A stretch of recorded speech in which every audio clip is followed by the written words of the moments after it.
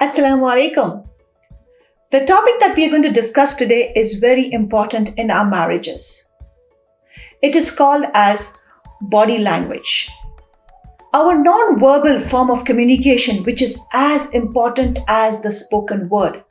And this is body language.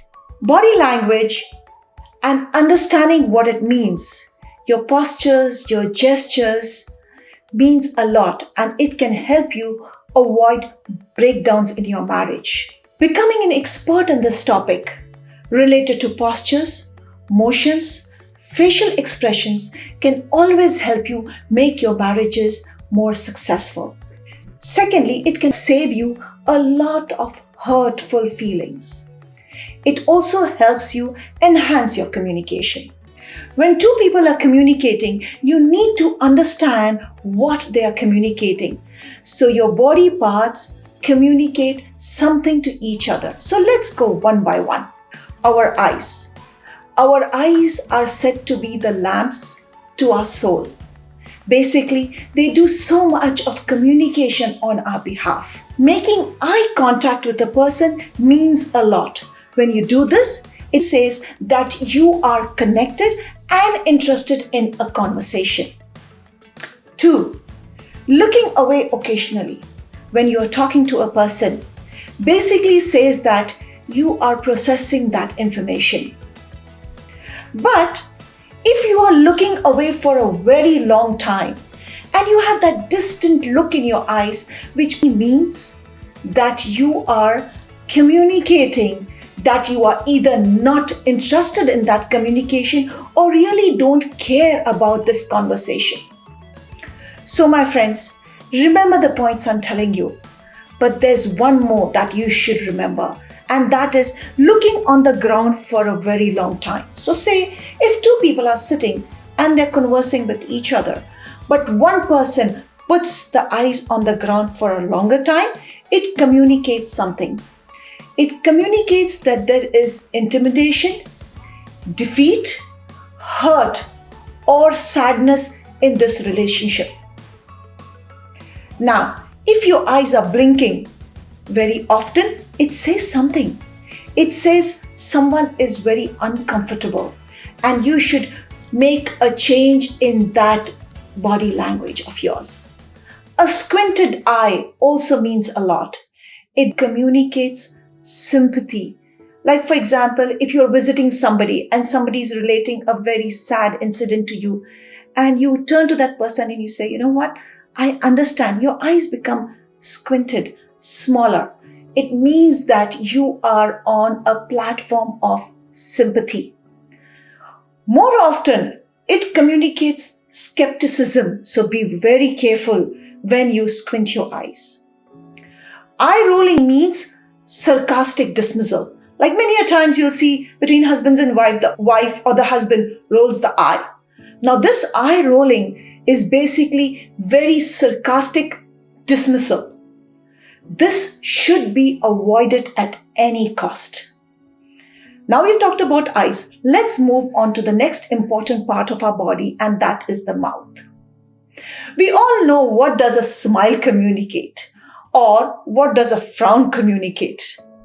But this is far more deeper than this. What we are talking about is our mouth, and it communicates certain meaning in body language. When we have pursed lips means basically compressed lips.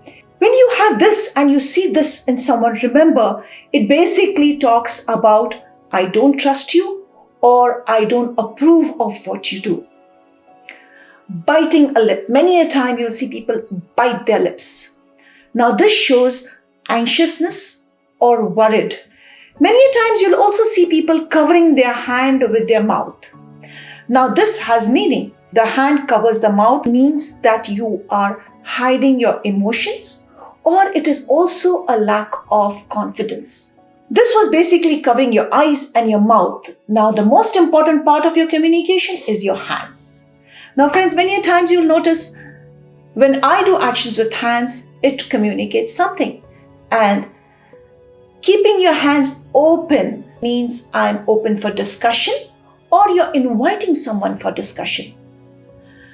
Palms out communicates connection, or you're willing to connect.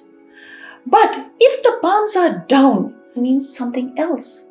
It basically means that you're pushing away someone or you're pushing down a topic.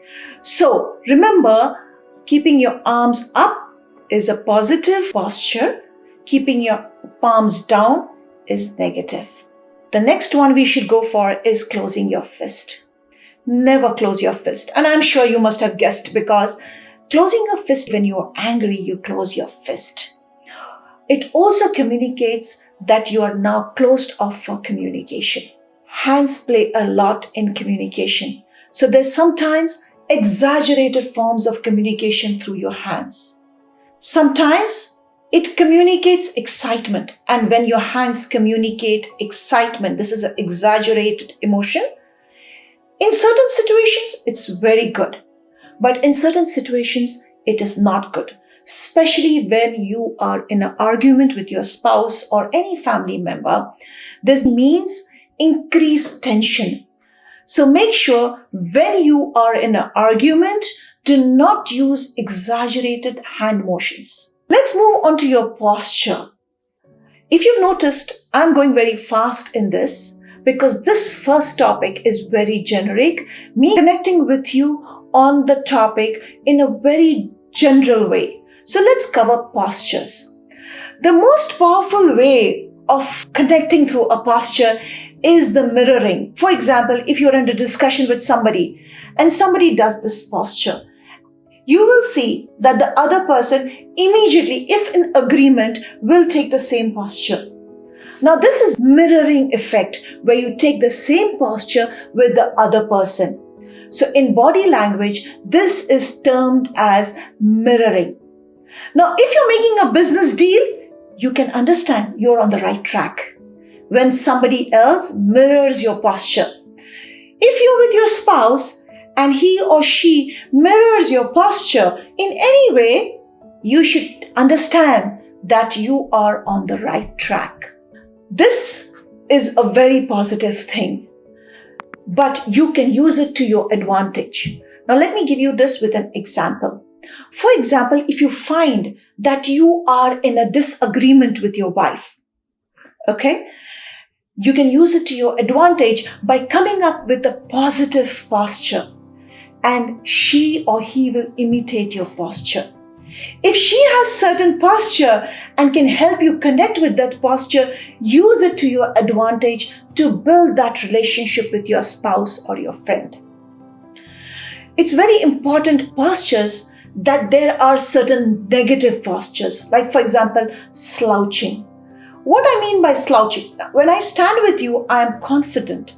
But if I come down and I am not showing a confident posture, it shows I lack confidence. When somebody is slouching, that's a lack of confidence. When somebody is crossing their arms or when they are crossing their legs, they are in a defensive mode or they are closed for communication. Again, a very important posture is the hands on the hips. If somebody keeps the hand on their hips, this means that they are aggressive or they're challenging you.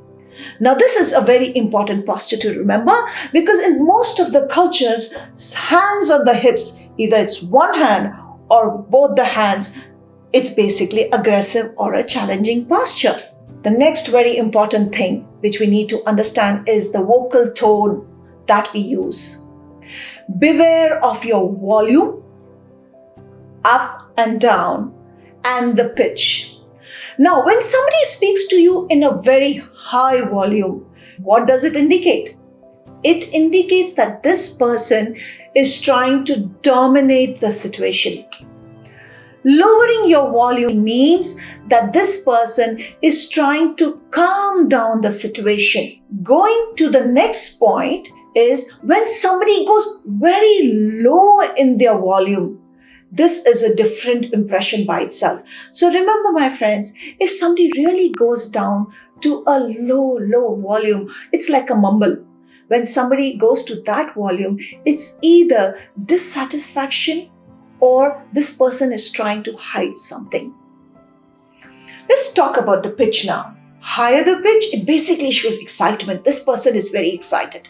But it could also show a negative emotion, which is irritation. So remember, the higher pitch conveys two things. One is excitement and the other is irritation. A lower pitch is much more positive because a lower pitch shows a more relaxed pitch and should be used in arguments. Because when you go lower pitch in an argument, the person tends to calm down. Words, of course, play a very important role. The way you emphasize on them can change the entire meaning of the sentence.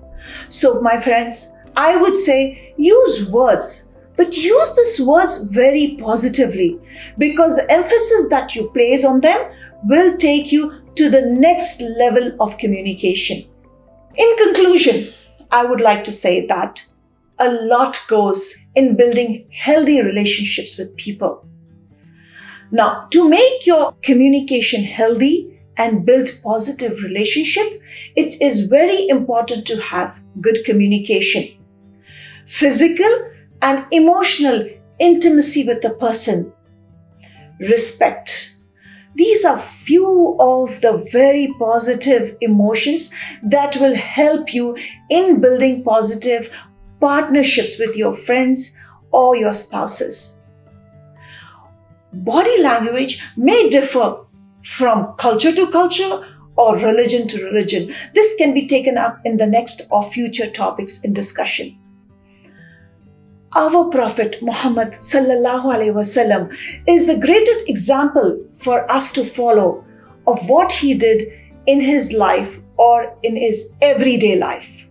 Because he conveyed a lot of positive postures, gestures, eye gestures with his wives and with his sahabas around him and with the people he communicated. Inshallah, in our next session, we will go more deeper into this topic. This was my first topic, very general. My second topic will focus on couples' body language. Do not miss my next session. I hope you have benefited from my video. Please do not forget to subscribe to my channel and press the bell icon so that you get notified about my next video. Have a blessed day.